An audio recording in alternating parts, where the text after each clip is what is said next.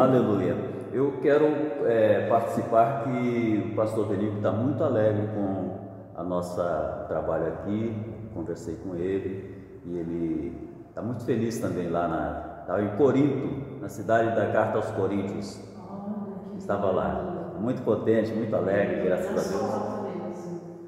Então, graças a Deus. Ontem foi muito bom. Glória a Deus. Louvado seja o Senhor, assim, sabe? Ontem foi falado, foi muito bom. E nós vamos hoje continuar glorificando o nosso Deus, e a nossa leitura de hoje é o Salmo 18, versículo 39. Salmo 18, versículo 39. Vamos ler o 37, 38 e 39, vale a pena. Persegui os meus inimigos e os alcancei, e não voltei enquanto não foram destruídos. Massacrei-os e não puderam levantar-se, jazem debaixo de meus pés. Deste-me força para o combate, subjugaste os que se rebelaram contra mim. 39, né? Deste-me força para o combate, subjugaste os que se rebelaram contra mim. Glória a Deus. O que Deus espera de nós é que nós permaneçamos sempre ligados a Ele. Ele é o nosso suprimento, Ele é a nossa força, é Ele que nos prepara para as grandes vitórias, né? Louvado seja o nome do Senhor. Aqui no caso aqui, o salmista está falando de um combate, porque ele era um combatente, ele era um soldado, era um guerreiro. Mas nós temos nossas guerras também. Nosso inimigo não precisa ser humano, nosso inimigo, a nossa luta é contra a carne, não é contra a carne e sangue, é contra principados e potestades espirituais, da maldade. Então, são os inimigos que nós perseguimos e pisamos na cabeça deles também. Não vou sair pisando na cabeça de ser humano aí, porque não vale a pena. Mas os nossos inimigos são espirituais. Deste-me força para o combate, subjugaste os que se rebelaram contra mim. Então nós vamos ficar ligados na fonte do poder, na fonte do suprimento divino. Louvado seja o nome do Senhor.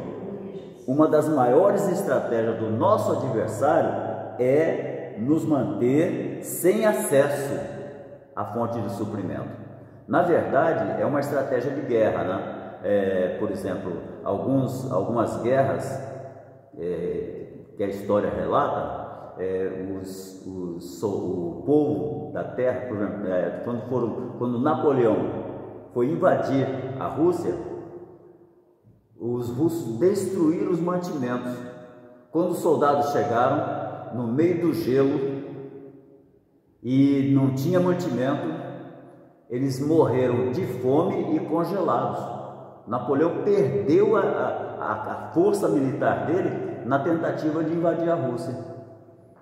Os caras com fome, os pés apodrecendo de gangrena, de tanto gelo, de tanto congelado, e os caras perderam o maior número de soldados nessa batalha. É uma estratégia. O inimigo também tenta usar essa estratégia para nos manter longe da nossa fonte de suprimento, que é o nosso Pai Todo-Poderoso. Ele usa essa mesma estratégia. É uma das táticas dele, ele afasta as tropas inimigas dos postos de abastecimento. Essa tática é usada nas guerras, e com isso o inimigo tenta tornar impossível aquele exército vencer. Então o adversário também usa essa estratégia tentando nos afastar de Deus. Lança uma circunstância, lança uma peleja, lança uma luta, lança uma ofensa, alguém nos agredindo com palavras ou com atitudes, para ver se a gente se afasta da fonte de suprimento, porque aí seríamos presas fáceis na mão dele. Então essa é a intenção.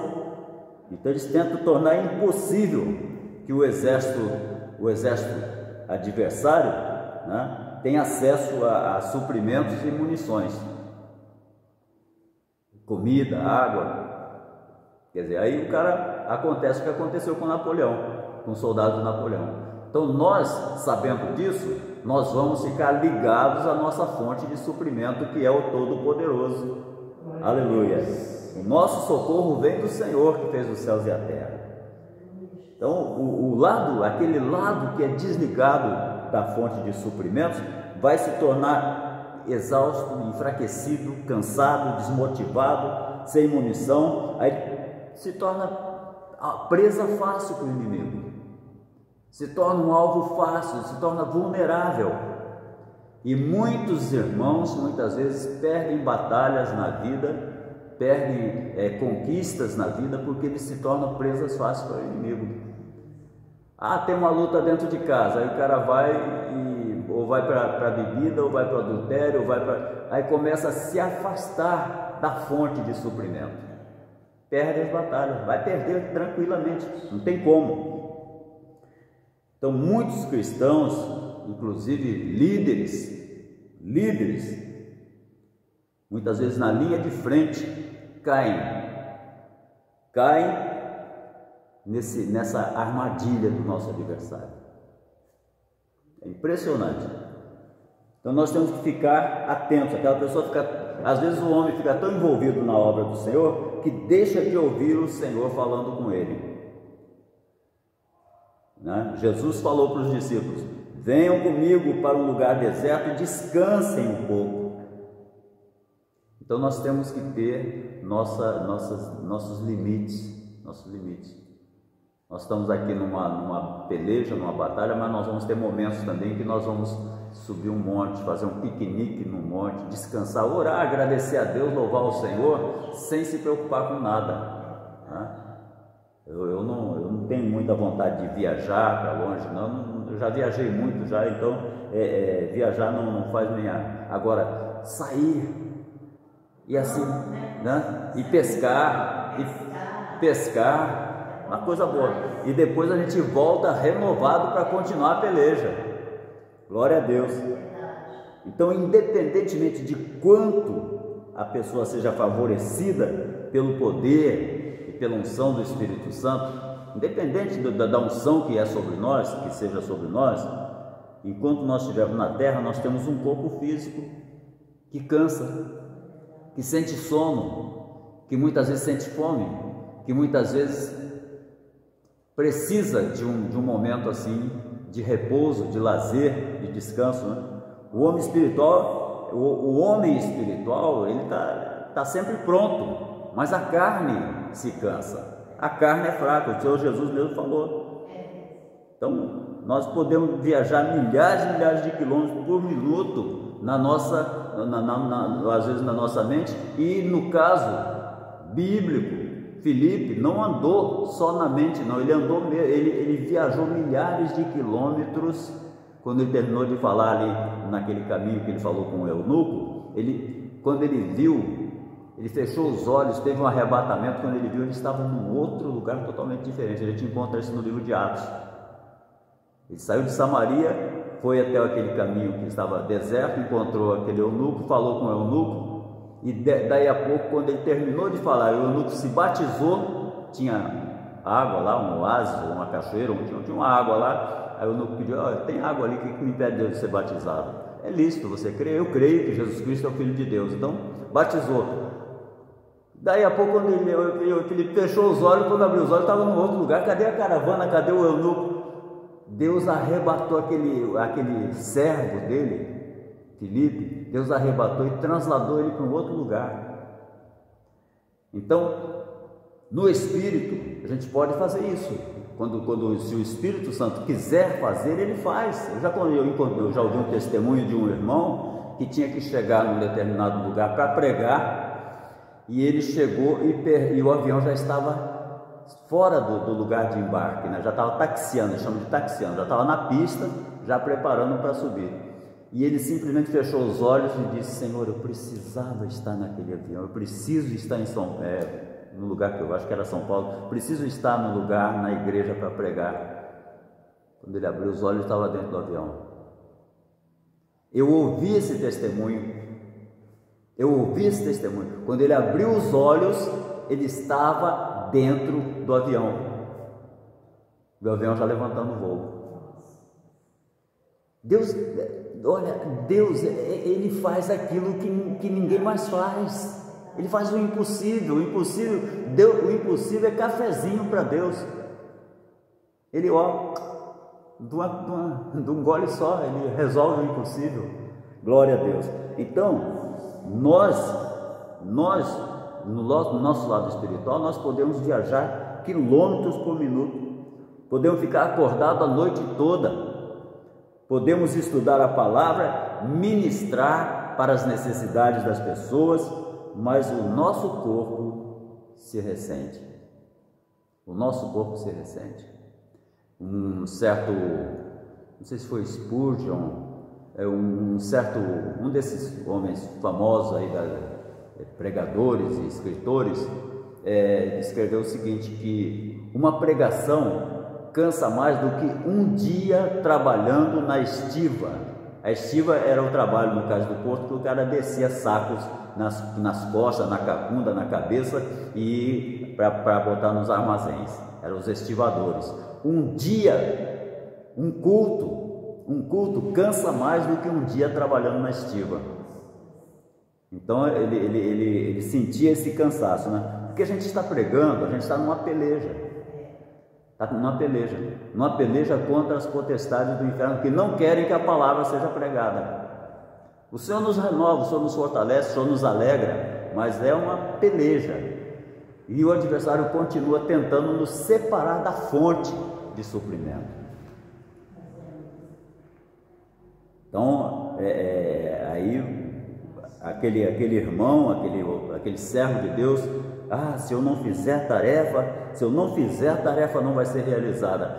Quando nós estivermos com muitas casas para fazer a obra, eu não vou dar conta sozinho. Então Deus já está preparando as irmãs e vai preparar outros homens e mulheres para nós darmos conta de tudo que Deus quer fazer aqui e nos bairros adjacentes.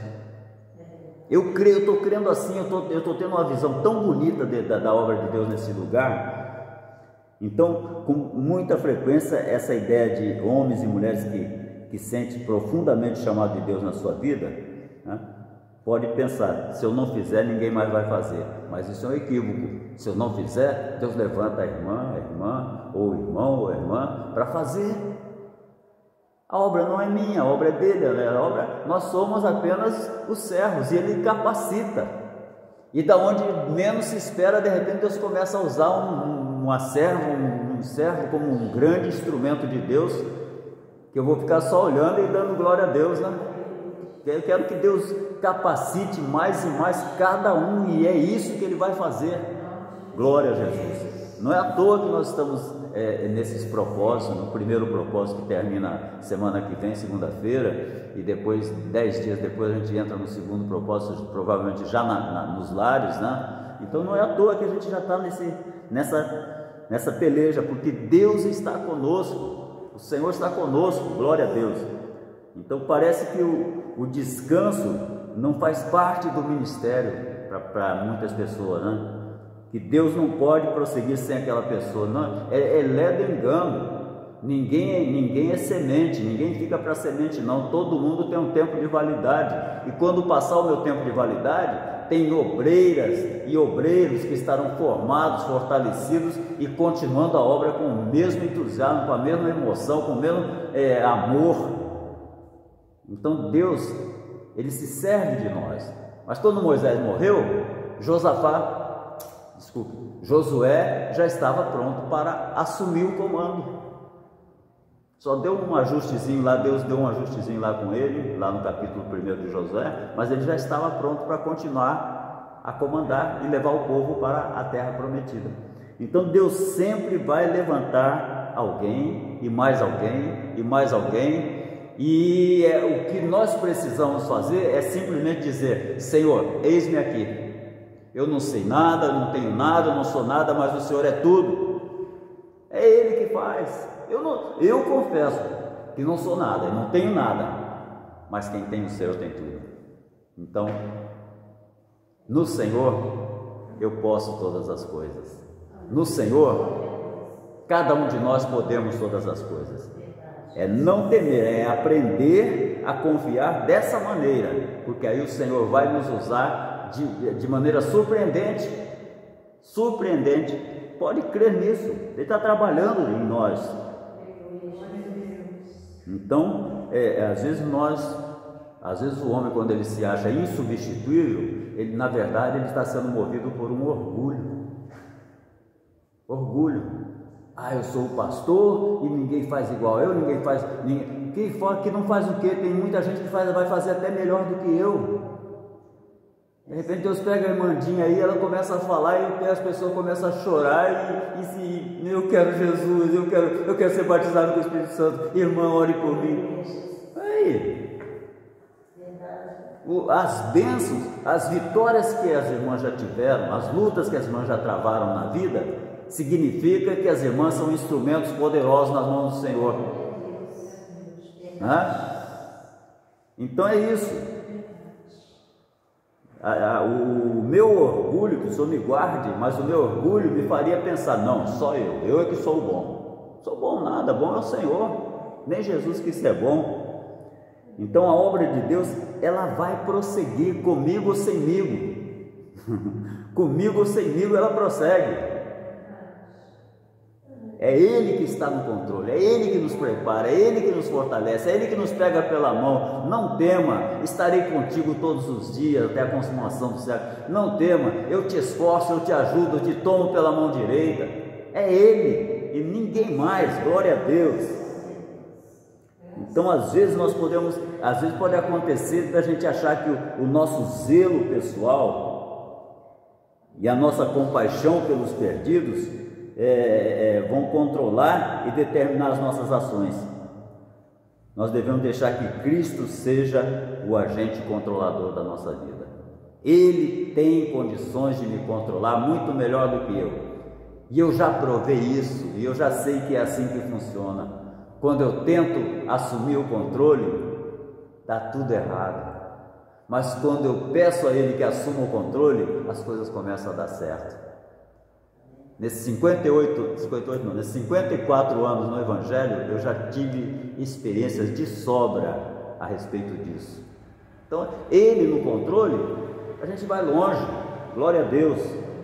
Ele é a fonte do suprimento, é a fonte do nosso suprimento divino. Então, muitas vezes, é muito frequente acontecer o cristão na linha de frente da batalha, se esforça e tenta até passar além daquilo que Jesus quer. Que o Senhor nos guarde, né? O Senhor nos guarde. Eu sou muito afoito, eu quero sempre fazer um pouco mais para Deus. Não é por orgulho, é por amor. Mas há necessidade que estejamos nos policiando continuamente para a gente não ir além do além daquilo que Ele quer. Quando nós nos deixamos conduzir por Ele, as irmãs têm uma ideia, Paulo, ele estava querendo ir para um lugar chamado Ásia, e de repente diz lá no livro de Atos que foram impedidos pelo Espírito Santo.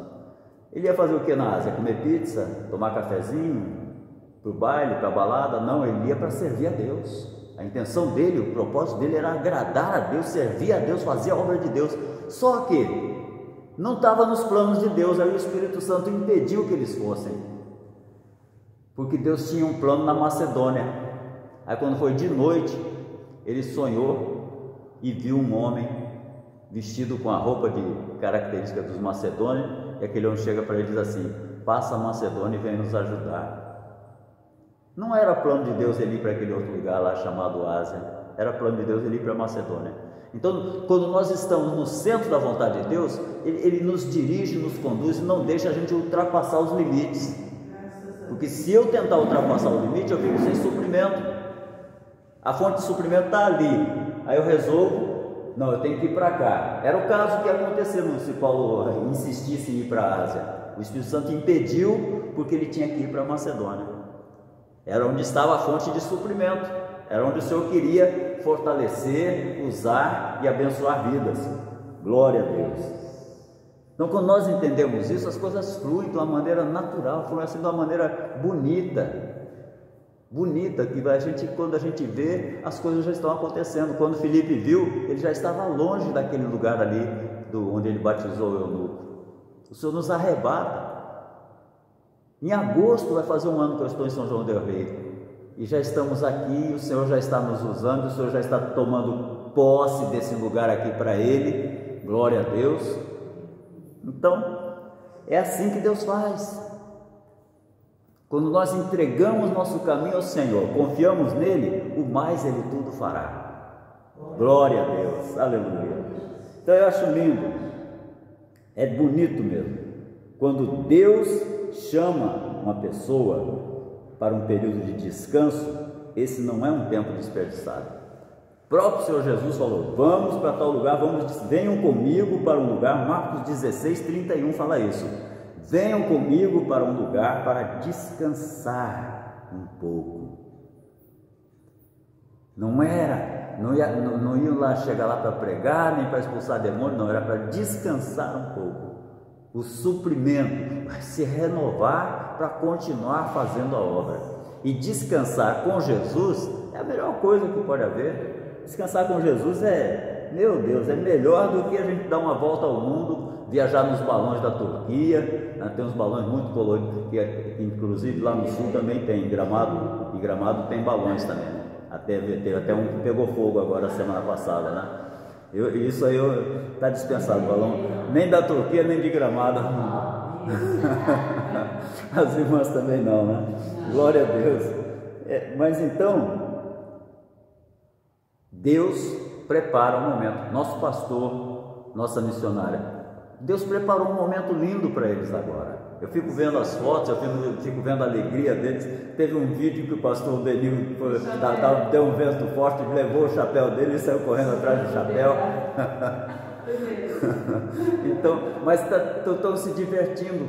Momento preparado por Deus. Momentos preparados por Deus, de lazer, de comunhão com a família, com as pessoas, com pessoas queridas. Glória a Deus. Então, quando Deus chama a pessoa para um período de descanso, não é um tempo de desperdício, não, é recarregar as baterias. É o tempo separado para Deus, é mais valioso e produtivo do que uma pessoa pode ter. Aleluia. Então, durante esse período, a sós com Deus, descansando ou procurando assim um momento de lazer, né? É um momento assim de recarregar, de se fortalecer. Ele restaura a pessoa física, mental e espiritualmente. Ele restaura. Glória a Deus. Ele começa a falar com o irmão, com a irmã, com aquele servo, com aquela serva. Ele começa a dar nova direção. Ele vai dar um maná novo, fresco, para entregarmos ao seu povo. Eu gostaria de estar, não sei se vai ser no dia de Santa Ceia, espero que seja, né, que nós vamos estar lá, para ouvir as coisas boas que o pastor Benigno vai contar para nós. Se for no dia de Santa Ceia, nós vamos estar lá, para ouvir as novidades, as coisas boas que ele vai falar, né? Então isso aí, tanto ele se renova, como a igreja também se renova. É bênção para todos nós, glória a Deus. Então, se a gente conseguisse que pelo menos 10% dos nossos pastores fizessem como o pastor Benigno faz, seria maravilhoso demais. Deixar um espaço da agenda lotada, deixar os programas de viagem missionária, de obra missionária, deixar por algum tempo, né? Reuniões de conselho, atividade social e outros deveres pastorais, deixar para estar num momento assim de lazer com Deus, lazer com Deus, com a família. Então isso faz parte daquilo que Jesus ensinou, né? Marcos 6:31 fala isso.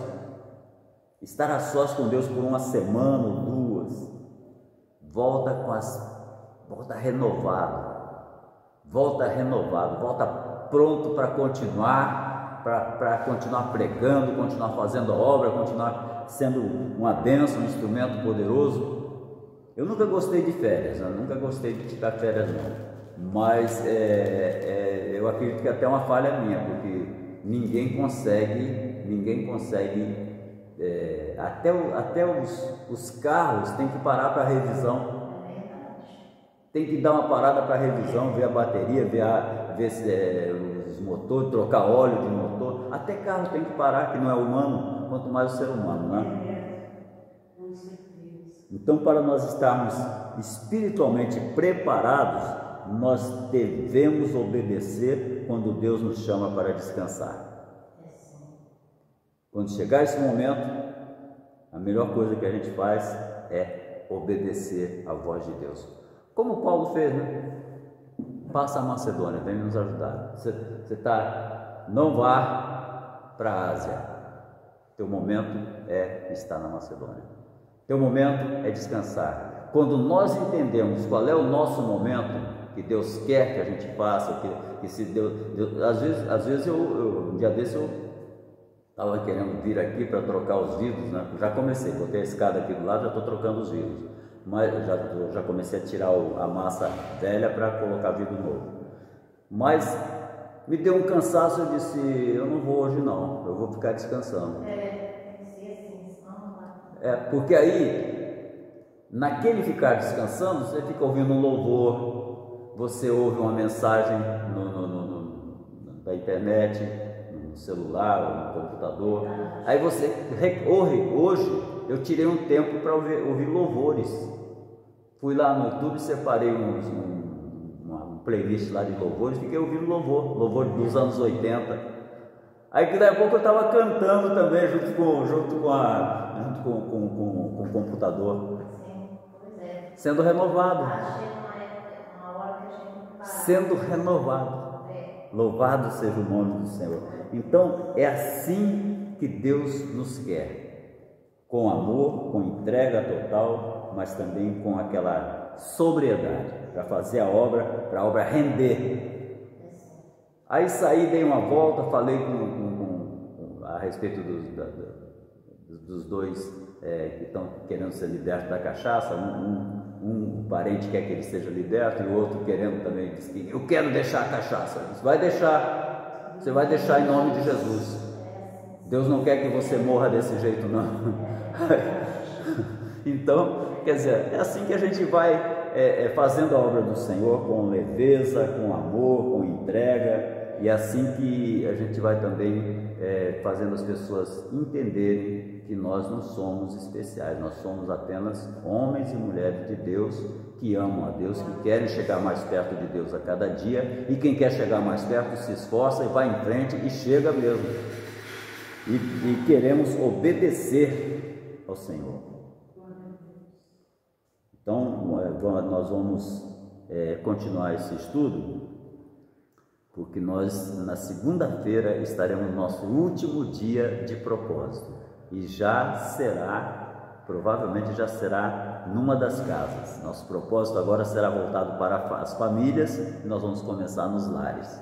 Glória a Deus. Deus está encaixando tudo direitinho, porque Ele só faz as coisas direitinho, como nós dizemos aqui em Minas. Faz direitinho, o queijinho, o cafezinho, tudo bonitinho. Então é assim que Deus faz. Glória a Deus. Vamos estar orando ao Senhor, agradecendo que até aqui o Senhor nos ajudou. Querido Deus, Pai maravilhoso, Pai santo, nós te damos graças, Senhor, por esse amor tão grande, pela maneira bonita como o Senhor se revela a nós, pelo que nós estamos aprendendo, Pai, que nós possamos esconder a Tua palavra em nossos corações continuamente, para não pecarmos contra Ti, mas para sermos, Pai, achados diante do Senhor com graça, com amor, com misericórdia, e que a Tua misericórdia também nos alcance. Assim nós oramos, Pai, agradecidos, e te pedimos, Senhor, e continue agindo neste lugar. Pai, contempla, meu Deus, aquelas pessoas que estão escravizadas pelos demônios da idolatria, o vício da embriaguez, a prostituição, o adultério, meu Deus, meu Pai, o pecado contra o próprio corpo. meu Deus querido, aquela profanação do próprio corpo que alguns fazem, meu Pai, em nome de Jesus nós clamamos a Ti, a destruição de lares, Pai, entra com Teu poder para desfazer todas as obras de Satanás contra essas vidas que são preciosas para o Senhor e que estão escravizadas pelos demônios da idolatria. Em nome de Jesus o Nazareno, nós oramos por essa cidade, oramos por este bairro, oramos por esse estado de Minas Gerais, oramos por essa nação, Pai, para que o Senhor alcance e o Senhor trabalhe de maneira grande e poderosa no Teu povo, que o Teu povo clame, que o Teu povo se levante, que o Teu povo dobre os joelhos, que o Teu povo seja renovado e tocado pelo Teu Espírito, para orar e clamar por avivamento e para orar e clamar contra a injustiça, contra aquilo, Pai, que está solapando a nação, a criminalidade, a roubalheira e toda a sujeira, Pai, que o diabo leva essas pessoas a praticarem. Nós nos opomos agora no nome de Jesus e nós clamamos a Ti que o Senhor venha com uma intervenção do céu. Pai querido, agindo, meu Deus, quebrantando corações e convertendo aquele que queira ser convertido. Assim nós oramos a Ti, te agradecemos em tudo e por tudo em nome de Jesus. Amém.